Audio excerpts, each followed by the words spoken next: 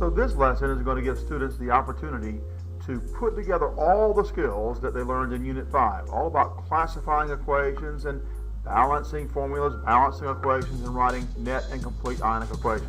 All right, so this was the first of the homework problems that were assigned, and this is taking place in water. You need to classify the equation to figure out the rest of it, but it does require that you classify the equation. It says so up here. So I've got an ionic compound, and here's how I know it's an ionic compound. Anytime you have more than two elements in a formula, you look on your test references or in your test references, and you look on the common ions list to see if there is a polyatomic ion there. If there's a polyatomic ion there, then it's an ionic compound, and the NO3 is right here. It's called nitrate, and it has a 1 negative charge. So that's an ionic compound. This is also an ionic compound, but for a different reason. It's an ionic compound because it's a combination of a metal and a nonmetal. Okay, so we have two ionic compounds, and when you have two ionic compounds in water, almost all the time you're going to have a double replacement reaction if a reaction occurs at all. So the classification of this, if a reaction occurs, is going to be double replacement. Now, I'm not going to write that down yet just because I want to make sure there is a reaction. If there's no reaction, there's no classification. What we want to do is to find out if there's a driving force first. And if there is a double replacement reaction, there are three possible driving forces.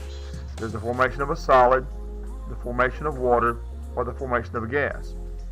And the only gas we can form is that forms from first making carbonic acid, and then that immediately decomposes. So let's put together the products here as if the reactants are reacting. So the front part of this compound is going to join up with the back part of this one.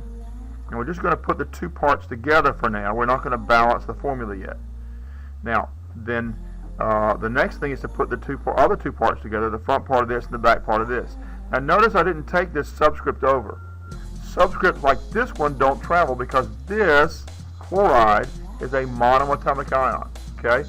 Subscripts like this one do travel because they're part of that polyatomic ion. We looked up the formula a moment ago, and so the formula of the polyatomic ion nitrate is NO3 1 negative. So that 3 is part of the polyatomic ion. It is going to travel. So when we put it together over here, we get this.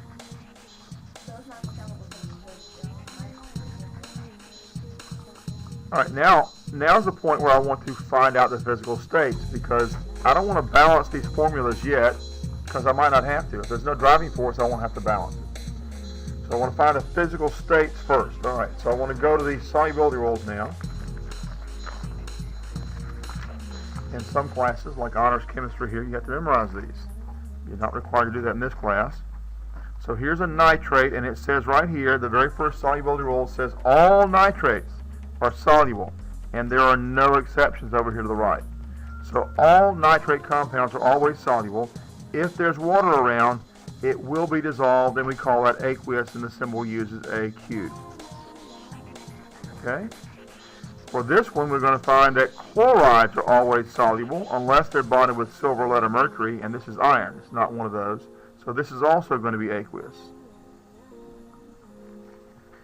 Here we've got chlorides, and it says chlorides are soluble unless they're bonded with, among other things, silver. So this is not going to be soluble. Regardless of whether there's water around, it's going to be a solid. And nitrates, we said, were always soluble, so that's aqueous. Okay. We want to find out now how to balance the formulas. So we want to look up or figure out what the charges are on the parts of our ionic compounds. You can use this particular test reference that I have for you here. It's called a periodic table with oxidation numbers. And you can see that silver here has a 1 plus charge. Whoop, I signed up so you can see it. Silver here has a 1 plus charge. The chloride here has a 1 negative charge. Now, there are lots of charges for chlorine, but the only one that will balance out the silver is the negative charge. So it has to be 1 negative. Plus, you should also know that all elements in that column of the periodic table, all these elements right here, all these halogens, in a binary compound will always be 1 negative. Okay? So 1 plus, 1 negative, I need 1 and 1, so that one's already balanced. Don't need any subscripts. Over here we have iron. Iron has more than one oxidation number. It has a possible 3 plus or a possible 2 plus oxidation number. So we need to figure out which one it is. To do that, we've got to go back to our original. Unless you know otherwise, you have to assume that the iron over here on the right has the same oxidation number as the iron on the left. So we have a chloride, and we said the chloride is going to have a 1 negative charge, and there are 3 of them. And we have an iron, and we've only got 1 iron, not 2 or 3. So the only charge that's going to balance out those 3 1 negative charge particles is an iron 3 plus. So that's iron 3 plus, making this one iron 3 plus. Like I said, unless you know otherwise or have a reason to know there's a different charge over here, you have to assume this has the same charge as that one. So this is going to be iron 3. And a moment ago when we looked up nitrate, we found that it had a 1 negative charge. Now, let me be clear about something, because this came up yesterday. Somebody was kind of confused about that. This subscript 3, that subscript to the right, means that there are 3 oxygens. It has absolutely nothing to do with the charge. Charges are in the upper right. Numbers of atoms are in the lower right. Okay? So that negative if we were to look at a different polyatomic ion, say this one over here, say sulfide or something, this in the upper the superscript position, we've got a 2 negative. Okay, so that's completely different than this 3 at the bottom. That 3 at the bottom means I have 3 oxygens. Or up here in the sulfate, 4 oxygens in the formula with a 2 negative charge. All right, so nitrate has a 1 negative charge. NO3 is this number of oxygens, negative charge. The only thing that will allow me to balance out that 3 plus charge on this iron is if I have 3 nitrates. Now I can't just put a 3 right there, because that looks like 33 oxygens. I need a parenthesis to show 3 nitrates. Okay? Now, our formulas are all balanced now. We're ready to balance the equation. You do not balance the equation until you first balance the formulas. If you try to balance the equation before you balance the formulas, one, it's going to be wrong, and sometimes it's just impossible to balance the equation without properly balanced formulas. All right, so we want to write down then all the elements we have in the equation. This is our atom inventory we're going to do, and all balancing of all equations in this class require an atom inventory. And so we've listed all the elements that are in the formula, and now I'm going to make a kind of grid here, chart, to do the atom inventory. I want one line to be directly under that arrow. Yes, it's Fe. And then I'm going to count all the elements on the left side of this vertical line here. So right now I've got 1 silver, 1 nitrogen, 3 oxygens, 1 iron, and 3 chlorines. On the right hand side I've got 1 silver. This 3 outside the parentheses means that everything inside is multiplied by 3. So that means I had started out with 1 nitrogen and a nitrate. Now I have 3 of them. And I have 9 oxygens. I've got 1 iron and 1 chlorine. Now you always want to balance oxygen last. You don't have to list it last, but you want to balance it last. So I'm going to start with the nitrogen. Since I have 1 nitrogen on the left, I need a coefficient in front of the chemical species containing the nitrogen of 3. You can't change the formulas once they're balanced. We spent a lot of time working on making sure we had the formulas balanced here. And once they're balanced, you leave them alone. The only thing you can do to balance an equation once all the formulas are balanced is to use coefficients. So I'll put a coefficient of 3 in front of this to try and get the nitrogens balanced out. But that will change the number of silvers and nitrogens and oxygens. I now have 3 silvers, and 3 times 1 are 3 nitrogens. And now I have 3 times 3 oxygens, or 9. Okay? So now I've got both the nitrogens and the oxygens balanced. I'm going to go to the other side and try to get the silvers balanced here. Since I have 1 on the right, 3 on the left at the moment, if I put a coefficient 3 here, that will change the number of silvers and chlorines. Those both are going to be 3, and the equation is balanced. Okay? So now that's how you balance the equation. Let's go ahead and count up the points that we have so far. We still haven't gotten to the rest of the problem. We still have to do the ionic equations for this problem. So let's see here. We've got, I gave you this, but I didn't give you the fact that it was physical state of aqueous. I'm going to give you a point for that. The 3 is new, and the physical state here is new. And then everything on this side is new. So 3, silver, chloride, solid, plus sign, iron, the parentheses, the polyatomic ion, the subscript 3 here at the end where you show three polyatomic ions, and aqueous, okay? So all of that together adds up to 12 points. All right, for the atom inventory, we've got 1, 2, 3, 4, 5, 6, 7, 8. We're counting both the number and canceling it out here, and then the final number we come up with. 9, 10, 11, 12, 13, 14, 15, 16, 17, 18, 19, 20, 21, 22, 23, 24, 25, and then having the grid here to put it all in makes it 26 points. Now I said a while ago this was a double replacement reaction.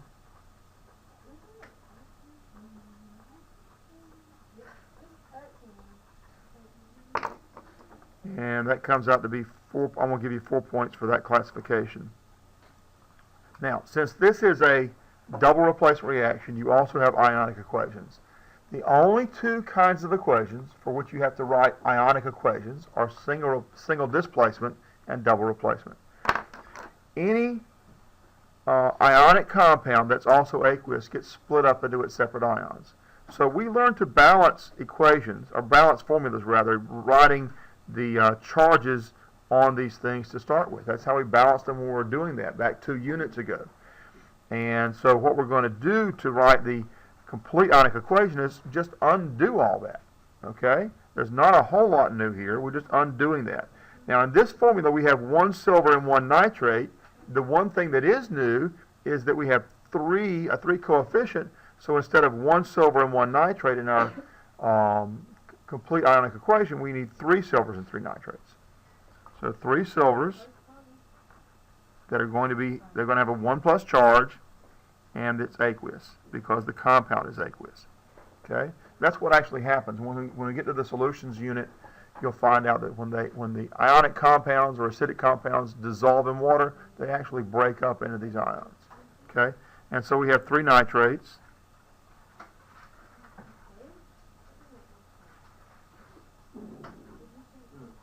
And we're going to break this one up because it's aqueous and ionic. Ion has a 3 plus charge. And there are 3 chlorides. Oop, I don't know why I put 2 L's there. That doesn't make any sense.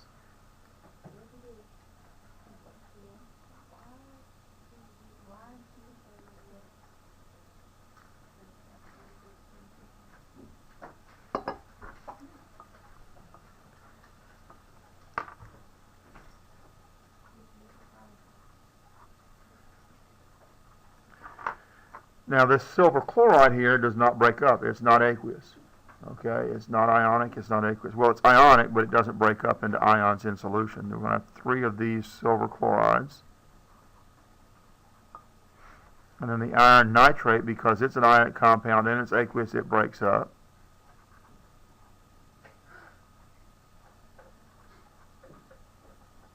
And we're going to have 3 of these nitrates. The 3 outside the parentheses means there are 3 nitrates. And it's aqueous. So that's a complete ionic equation. The way I'm going to give points for that is the coefficient, the symbol here for either the polyatomic or monoatomic ion, and the charge, and then the physical state is the way I'm going to give that, okay? Then the plus signs are also going to have a point. So 1, 2, 3, 4, 5, 6, 7, 8, 9, 10, 11, 12, 13, 14, 15, 16, 17, 18, 19, 20. This whole formula is 21, 22, 23, 24, 25, 26, 27, 28, 29, 30, 31.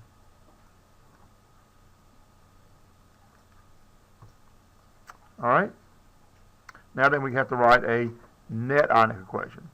And the net ionic equation is the same as the complete ionic equation without the things that stay the same. So anything that stays exactly the same from left to right, we will take out. So here's a silver ion that's aqueous, and over here there's no silver ion. This is bound up with the chlorine. It's a solid. So those are different. We're going to keep both of those. We're going to have 3 silvers. This nitrate here, there are 3 of them. There are also 3 nitrate ions over here, so those are not going to be listed in our net ionic equation. There's an iron ion with a 3+ charge. It's the same over here. We're going to leave that out. There's 3 chloride ions, but the chloride ion here is bound up. It doesn't have a charge. It's not aqueous over here on the right. So we're going to keep this chloride because it's changing. Are these 3 chlorides? And then we'll have this over here on this side. Okay? We're going to count this like this. 1, 2, 3 for the charge. Physical states 4, 5, 6, 7, 8, 9, 10, 11, 12, 13 points.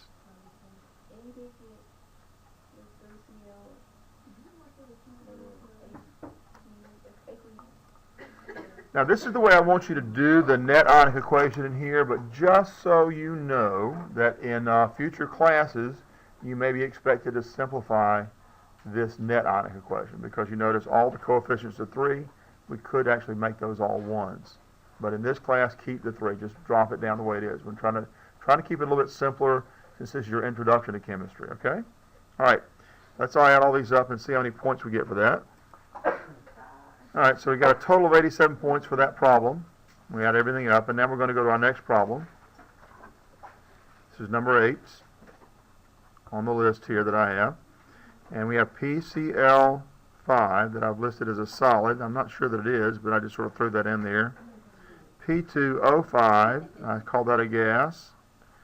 And then we're going to have POCl3, and we're going to call that a solid. Okay? So there's no prediction of products here. I've already given you the products. You should already know what kind of equation this is. This is synthesis. If I have 2 or more things becoming 1, that's synthesis. And so we'll go ahead and give that 4 points.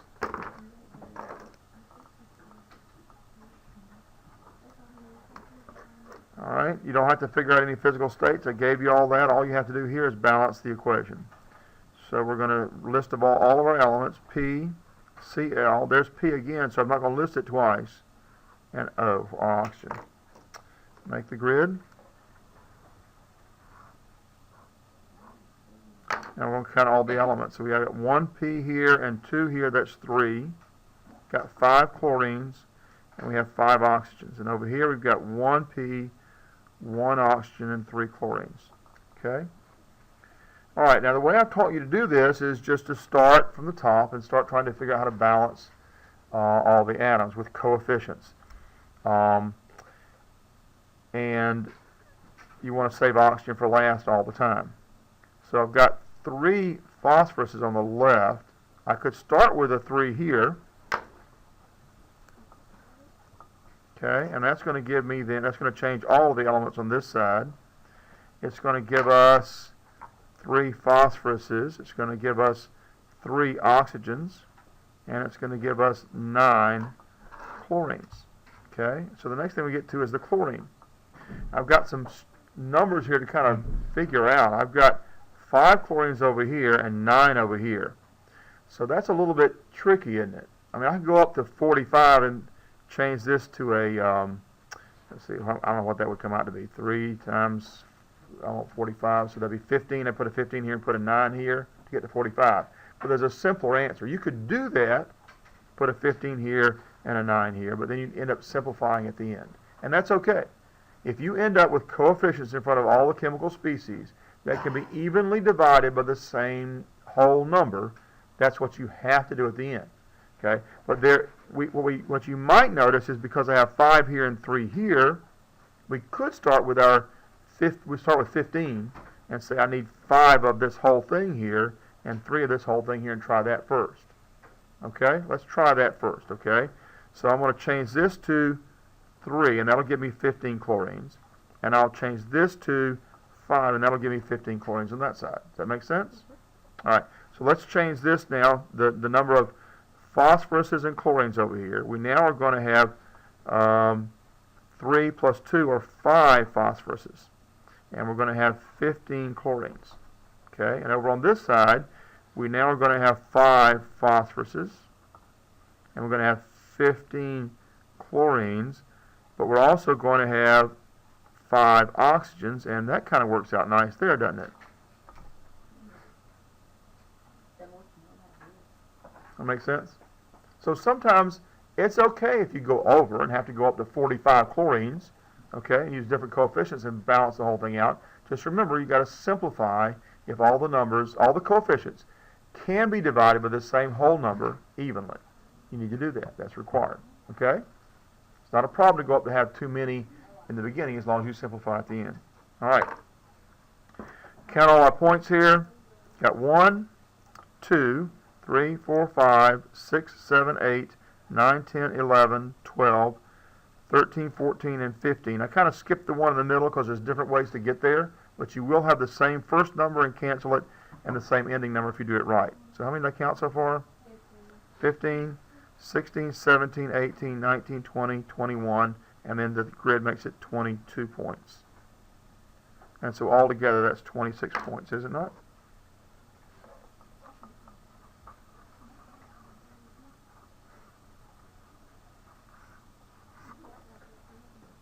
All right, so that's number 8.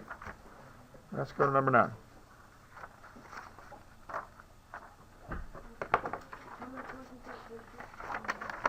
$26 is what I had. 26 points.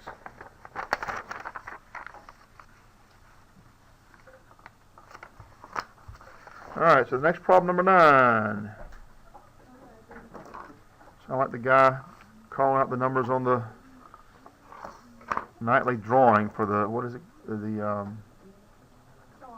lottery, yeah. All right, anyway, here, let's do this. 9. We've got phosphoric acid. And I've got calcium hydroxide.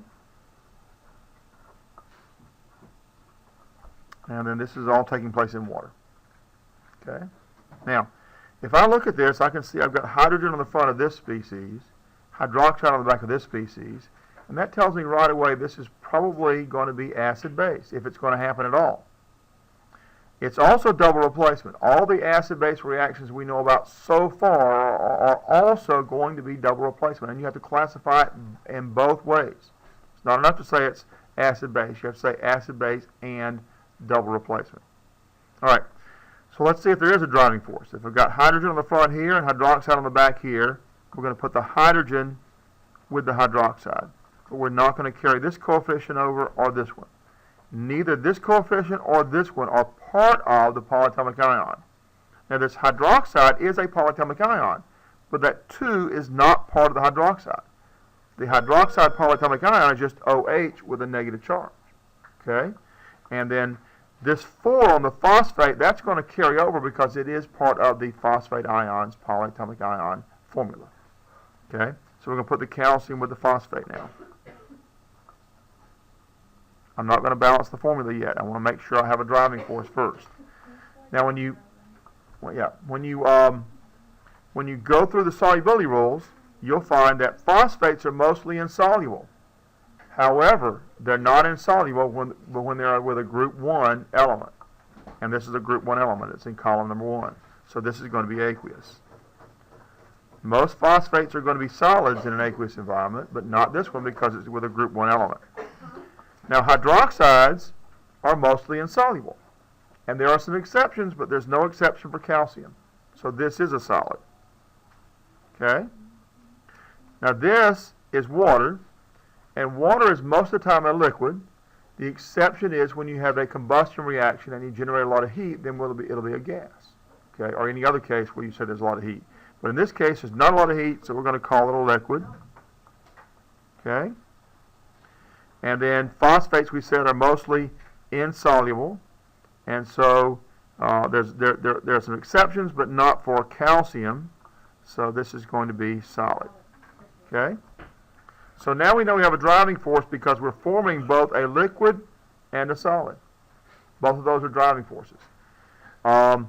we need to balance the formulas. I hope you already know this water is balanced. When you put one hydrogen and one hydroxide together, that's balanced. If you haven't seen that enough, then use the charges on that periodic table with oxidation numbers and the charges you find on the common ions list to put it all together.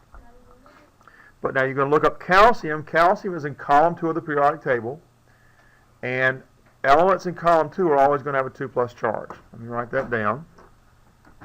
Calcium 2+. But you could look it up on that periodic table with oxidation numbers and find it as well. If you look up phosphate on the common ions list, you'll find that it has a 3 negative charge.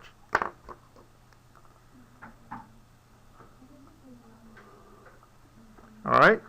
So the numbers of each of these that I need to have a 0 charge when I put it together, 3 and 2. So I need 3 of these and 2 of those to balance out the charges. So when I put that into the formula, that coefficient 3 in front of the polyatomic ion becomes a subscript when you bond them together. And this 2 coefficient becomes a subscript 2, but as before, I have to have a parenthesis to show there are 2 phosphates. Okay? So there's the balanced formulas. Now, once you balance the formulas, then you're ready to balance the equations. So let's list all our elements in our atom inventory. H's and phosphoruses and oxygens and calciums. And I'm not going to write hydrogen and oxygen again because I've already written them one time. Okay?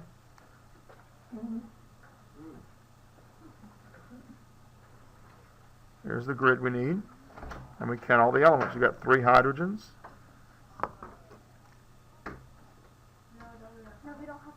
Oh, you're right. There's 2 more, aren't there? 5.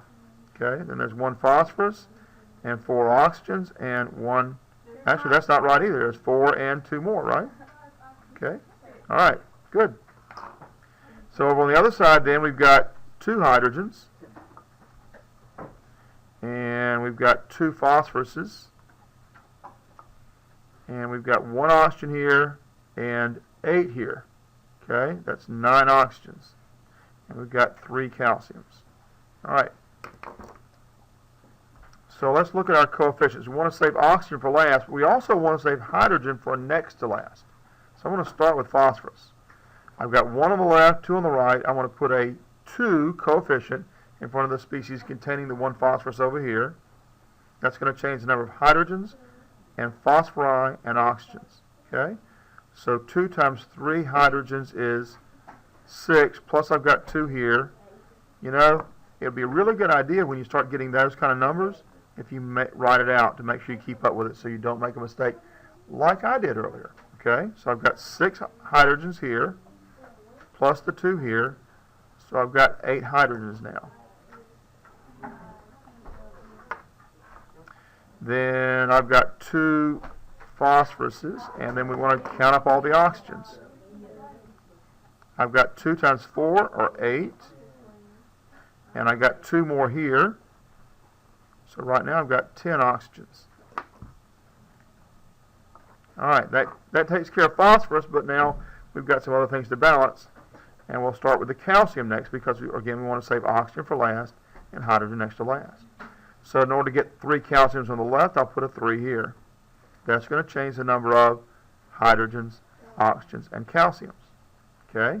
So we can put down the 3 for the calcium. We need to recount all of our hydrogens and oxygens again. So for the hydrogens, I've got 2 times 3, or 6 here. And then 3 times the 2 I have here. This 2 outside the parentheses means that everything inside is multiplied by 2. So there's 2 hydrogens here. Times this 3 is 6. That's 12 hydrogens. And we're going to count up all the oxygens now. And I've got 2 times 4. That's 8 oxygens here. I've got 1 oxygen in the formula. Times 2 makes 2. Then times 3, that's 6. So that gives me 14 oxygens. All right. So I've got phosphorus is balanced and calcium is balanced, and we want to save hydrogen for next to last and oxygen dead last. So let's go to hydrogen now. In order to get 12 hydrogens on the right-hand side over here, I need to put a coefficient in front of the water of 6, because there's 2 hydrogens in the formula. A 6 will give me 12. And it also changes the number of oxygens. All right, let's count up all our oxygens. So 6 times 1 gives me 6, plus the 4 times 2 is 8, so that's 14 oxygens. And everything's balanced. Okay. So there are 2 hydrogens in water. If you wrote it as H2O, it might be easier to see. I like writing it like this for acid-base because it shows that the hydrogen here joins up with the hydroxide back here, to write it like that. Okay? But don't be confused. That's still 2 hydrogens times the 6 gives you 12. Sometimes you think of it as separate hydrogens, yes. Okay? All right. So now that's our balanced equation. Let's go ahead and before we go on to our ionic equations, let's count up the points here. Got a coefficient 2 here. That's 1, 2. Physical states are 3 and 4. Arrows 5, 6, 7, and 8. I'm going to count the hydrogen in the front, the hydroxide in the back as separate points. 9, 10, 11. Subscript is 12, 13, 14, 15, 16 points for this equation. All right, now before we said this was going to be acid, base, and double replacement, we do need to classify it. So double replacement.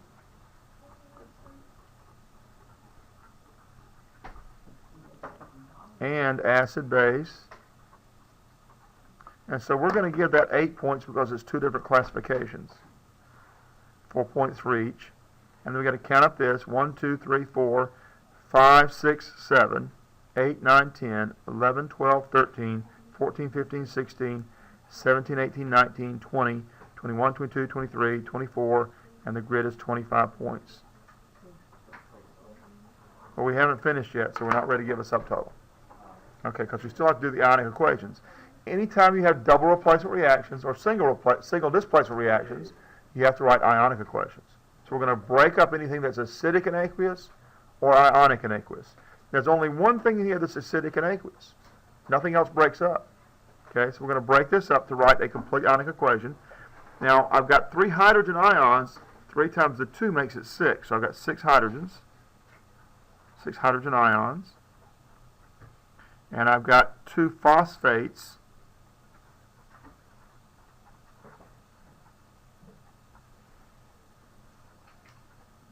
And everything else stays the same because nothing else is going to be aqueous here.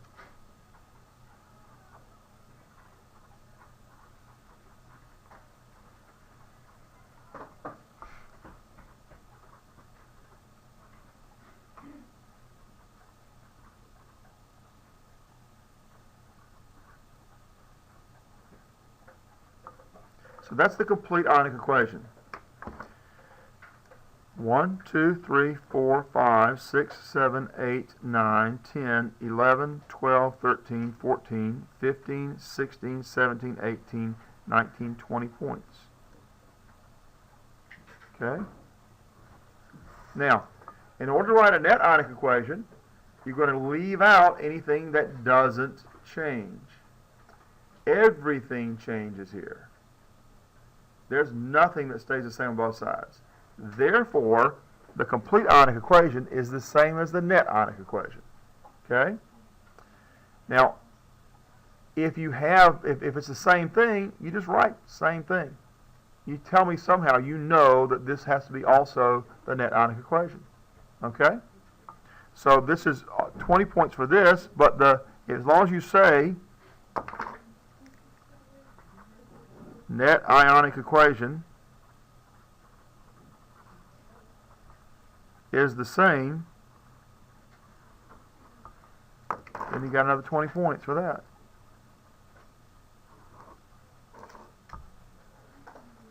Okay, let's add up all these points here. So let's see, I've got 16 plus 8 plus 25 plus 20 and 20, 89.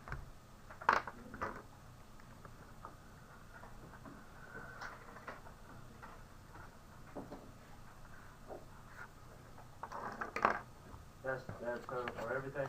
That's total for everything.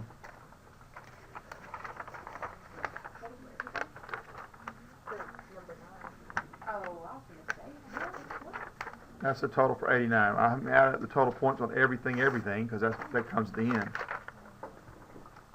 All right? This is our next equation.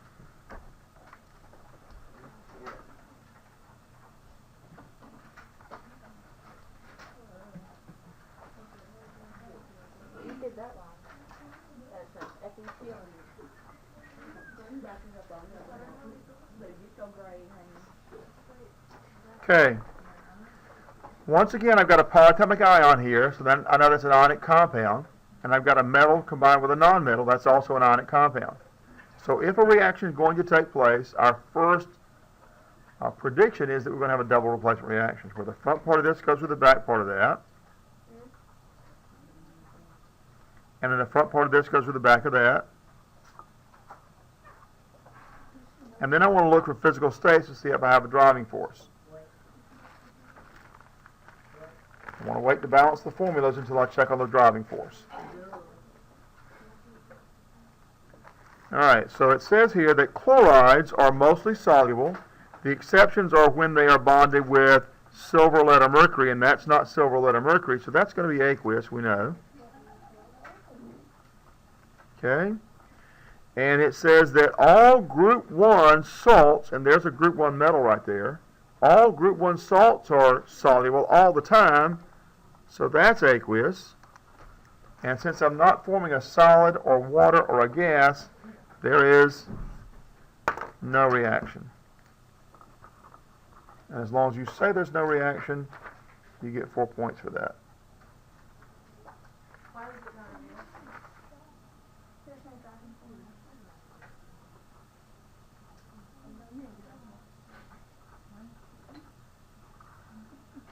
force. Okay, you can't have a reaction if there's not a driving force. All right, so let's take a look at this one. Now I have a metal, and we know that metals, except for mercury, are going to be solids. There is one other metal that's not a solid. We won't talk about it. We won't worry about it right now. This is hydrochloric acid.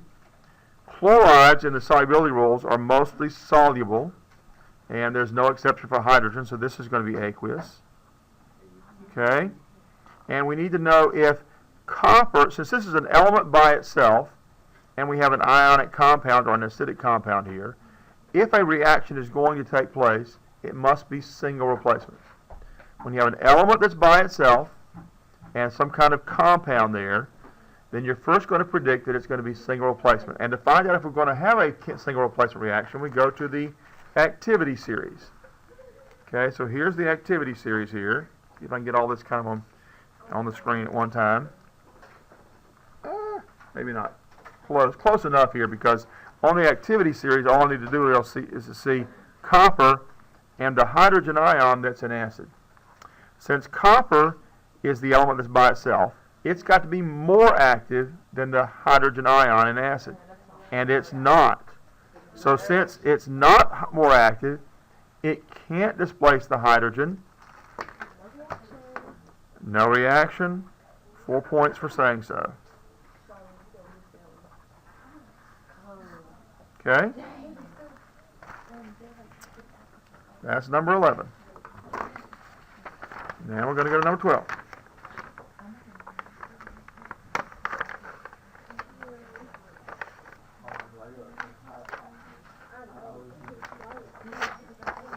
Number 12.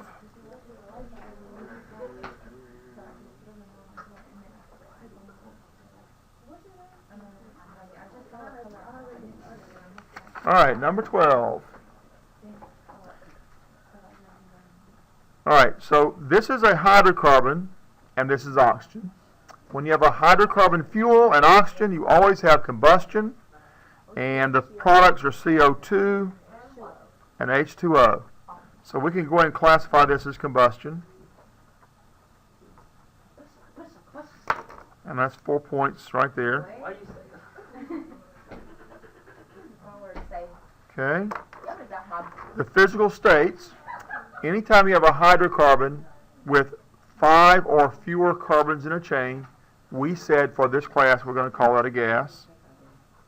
Oxygen's a gas, CO2 is a gas, and water, because of the heat combustion reactions create, is also going to be a gas. Because of what?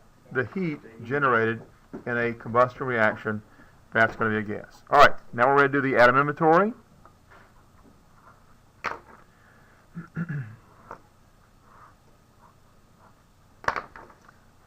Five carbons, 12 hydrogens, 2 oxygens. All right, and then over here on this side, I've got 1 carbon, 2 hydrogens, 3 oxygens. So we want to put a 5 in front of the CO2. Remember, we're going to save oxygen for last and hydrogen next to last. So, carbon's the one's written first anyway, but that's what we want to do. So put a 5 here. That's going to change the number of carbons and oxygens. Let's make sure we add up the oxygens on paper so we don't miss anything. 5 times 2 is 10, plus the 1, that's 11. So we have 11 oxygens right now. Now let's balance our hydrogens. Since we want to save oxygen for dead last and hydrogen next to last, we're going to go to hydrogen next. So to get 12 hydrogens on the right, I need a 6 coefficient here. That'll change the number of hydrogens and oxygens. So 5 carbons, 12 hydrogens, and we'll add up all the oxygens now. 5 times 2 is 10. 6 times 1 is 6. That's 16. And now we need an 8 here. And that's 16. And like somebody said, Ricky said, boom, we're done. Okay. All right. Count up all our points. All right. We've got a point for the physical states here. That's 2, 3, 4, 5, 6, 7, 8, 9, 10.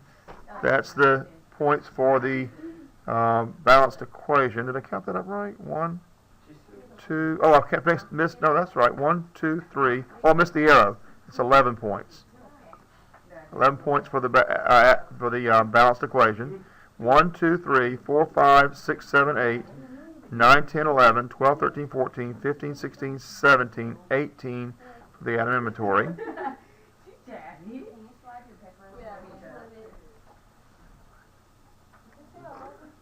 And then 4 points for the combustion, and we don't have any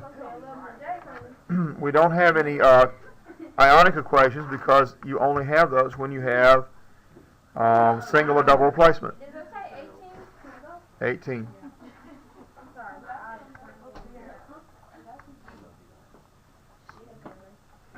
So I've got a total of 33 points here.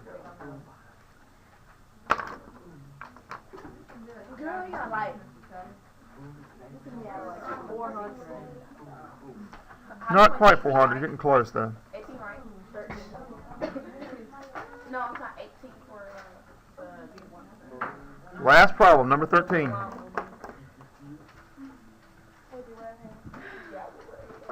Alright, we've got copper, a metal. We've got platinum chloride. And it's taking place in water. Copper is going to be a solid because the metal by itself, and except for mercury, they're all going to be solids. Chlorides are soluble. There are some exceptions, but platinum is not one of them, so we're going to say this is aqueous. And we need to figure out what kind of product we're going to have. So the element by itself has to displace something it's like in the compound. Well, this is a metal, that's a metal. So if there's going to be a reaction, copper has to displace the platinum, but we need to see if copper is more active than platinum. And copper's right here, platinum's down here, so copper is above the platinum ion, and it will displace the platinum. So copper will kick out platinum, and that's going to leave copper by itself over here. I'm sorry, platinum by itself. Alright, so now we need to balance the formulas. Copper in a single replacement reaction is going to have a 2 plus charge. So this is copper 2. And since I have chloride here, chloride has a 1 negative charge, I need 2 of these. Chlorides are mostly soluble. There's not an exception for copper chloride, so this must be aqueous since it's taking place in water. Platinum being a metal, it's going to be a solid. Okay? Now we're ready to balance the equation. Copper, platinum, chlorine.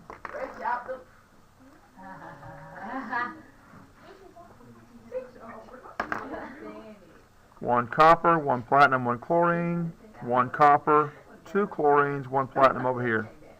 All right, to start then, we need to put a 2 in front of the species containing the chlorine, changing platinum and chlorine to 2 here. And then we're going to go over here and put a coefficient 2 in front of the platinum, and that'll give us 2 of those. So that's now balanced. Okay? Let's see. 1, 2, 3, 4, 5, 6, 7, 8, 9, 10, 11, 12 points for the balanced equation.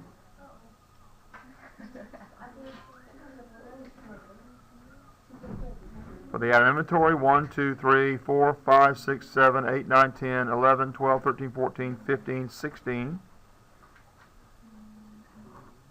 And since when you have a single replacement and double replacement reactions, we also need ionic equations. But let's make sure we give those 4 points for the proper classification, displacement.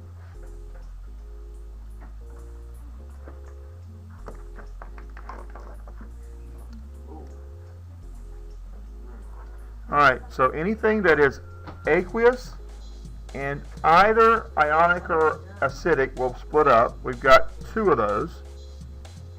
So we've got copper or solid, doesn't split up or anything. We've got 2 platinum ions. They have a 1+ charge, aqueous.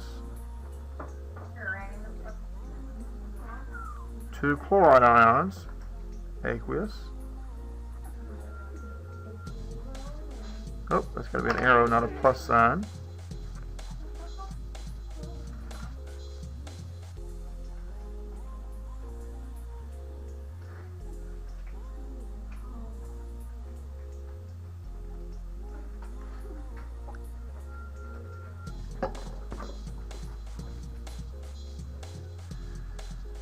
Okay, we got a copper with a 2+ charge.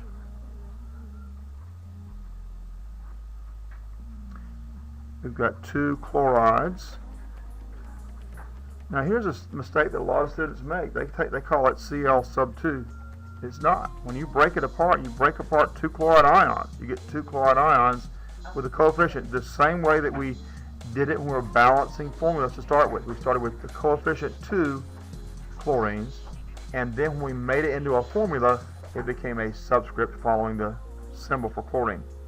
And then finally we've got 2 platinum metal atoms.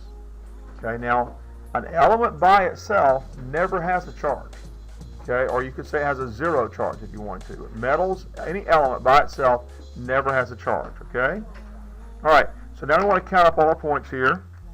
1, 2, 3, 4, 5, 6 is the charge, 7 is the physical state, 8, 9, 10, 11, 12, 13, 14, 15, 16, 17, 18, 19, 20, 21, 22, 23, 24, 25 points.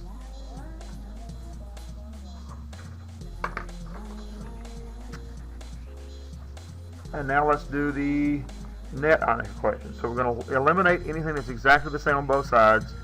The only thing that's exactly the same on both sides are these 2, nope, I'm sorry, that's not right, 2 chlorides. Okay, they're exactly the same. We keep everything else.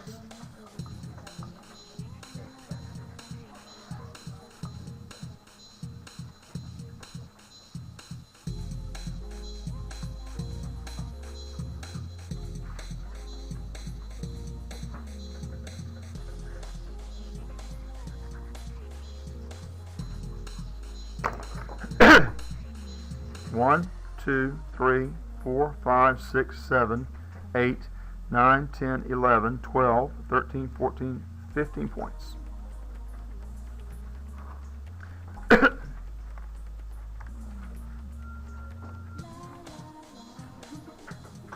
$12 plus 16 plus 4 plus 25 plus 15. I got 72.